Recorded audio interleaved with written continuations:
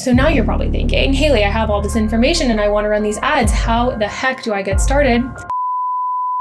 Have you ever wondered, Facebook, Google, which is ultimately better for generating real estate leads? Well, wonder no more, my friend. That is exactly what we're going to go over in this video. We've generated well over 500,000 leads on these platforms and closed thousands of transactions as a result of those leads, so we do know a thing or two. But let's get started with why even advertise on Google or Facebook in the first place. Now, as frightening as this is, the average American currently spends 7 hours a day on the internet. Of those hours, roughly 2.5 are spent on social media platforms. And the average user actually goes to Google between 3 and 4 times a day. And more specifically, your clients are there. So let's start with the differences between these two platforms. The biggest difference between Facebook and Google advertising on each of these platforms is intent. Because there's so much going on in the feed, we actually need to interrupt users in order to make our ads effective. Google is the opposite. Google ads actually only show when a user types in a specific search term or query that matches the keywords that we're targeting. A good way to think about this is Facebook advertising is very much like billboard advertising. A billboard ad is effective if it ultimately distracts you and catches your attention, interrupts you from your primary activity, which is driving down the road. The other major difference between Google and between Facebook are the kinds of ads that you can run. Facebook ads have a creative component to them as well as a copy component. They also have to lead to somewhere. You can connect your ads to a Facebook lead form,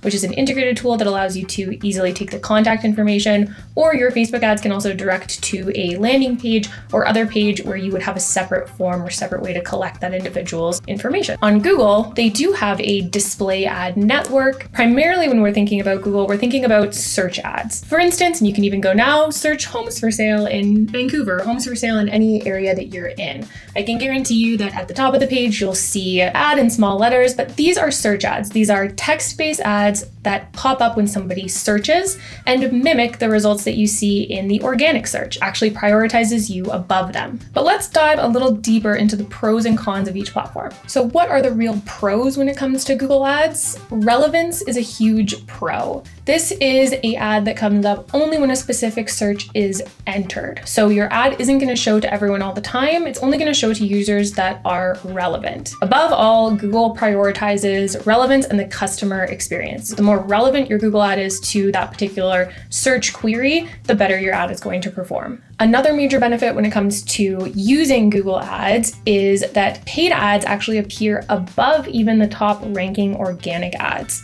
Using the Google Ads platform will bring you to the very, very top of the page, which, because ads are always put above organic results, ultimately will catapult you to the top of the search. And of course, though using the PPC platform means that you're paying for it, it is going to get you to the top of the search much, much faster than employing SEO, which is a much longer term strategy. And the higher quality your ad, the less you're going to pay per click. Google will reward you the better quality and the more relevant your ad is. However, there are of course some cons. Now, the biggest drawback with Google Ads specifically is they're quite a bit more expensive than Facebook ads. But what you get for the additional cost is a much, much more niche targeting. That whether or not your Google ad converts is highly dependent on the landing page or website that they direct to. The Google ad that you set up consists of your keywords, which you are targeting, as well as the ad itself, which is a series of headlines and copy that then will lead to a web page. But that's not to say you can't learn how to do it. Tons of our agents in our community have successfully set up these campaigns themselves. Drop community as a comment below if you want to join the community and give it a try yourself. But let's move on now to Facebook ads. The most obvious pro of Facebook is the sheer volume of users that the platform sees. Not to mention, and worth mentioning for real estate specifically, that the average age of the Facebook user is getting higher and higher. So as realtors, if you're looking to reach clients with buying power, Facebook is looking like the place to do that. Another pro when it comes to advertising on Facebook or Instagram is there is more of a branding component to advertising on these platforms. Your ads are connected to your profile. So if your profile is empty, then you're going to get a very different result from someone who has an active profile, who has a follower presence, who clearly is getting engagement. Folks that have an active Facebook profile that clearly displays them and what they do always see better results from their Facebook ads. Of course, posting organic content on your Facebook and Instagram is free, so you can do that whether you're running ads or not. So what are the major cons or drawbacks to using Facebook ads? And remember that Facebook and Instagram ads are connected. You make them on the same platform and they are ultimately the same style of ad. A big con when it comes to these style of ads is producing effective creative. Remember, we talked about how to be effective, a Facebook ad has to mimic a billboard. It has to interrupt, it has to draw your attention. Now, Facebook does allow you to test different image types, which is a very important part of setting up an effective Facebook ad. You do want to leverage the ability to test pilot different creatives, and then you can optimize for your best performing options. Another con when it comes to Facebook is the targeting. The targeting options in Facebook are very different from the targeting options that we have on Google. It also requires a general understanding to set yourself up for success, knowing what you can target when it comes to this platform. It's strategic when we're setting up Facebook and Instagram ads to isolate these different ways of targeting, so targeting by location, isolated from targeting by interest, and actually create separate audiences so that you can see which performs best. Another con when it comes to Facebook goes, Facebook audiences are both a big pro and a big con of working with the platform. When you first start out running Facebook ads, of course, your audiences are not going to be built yet. But over time, as your pixel is seasoned and as you collect more data and run more ads, your audiences will become more and more refined. This makes starting out on Facebook harder, but ultimately in the long run, and if you are optimizing to refine your audiences, you should see better results over time. So if you're considering advertising on Facebook and advertising on Google, what are the important things to consider? Well, you've watched this video, so that's an important first step, but here are the questions that I would ask myself. Number one, do I have a presence on Facebook and Instagram already?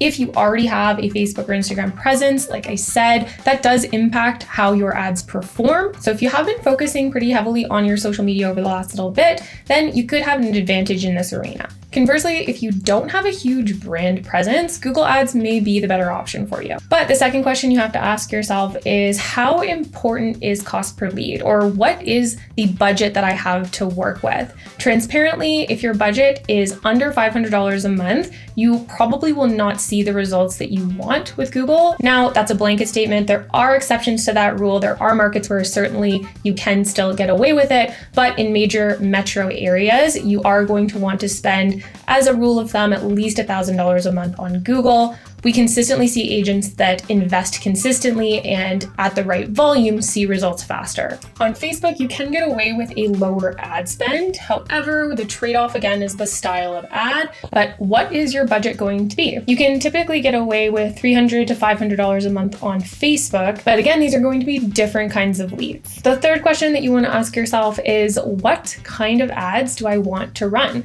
Facebook, again, lends itself to more interruptive ads. You really have to captivate and capture. Historically speaking, the ads that perform best on Facebook are ads that really give value. Examples would be things like a free guide download or a free custom list of homes.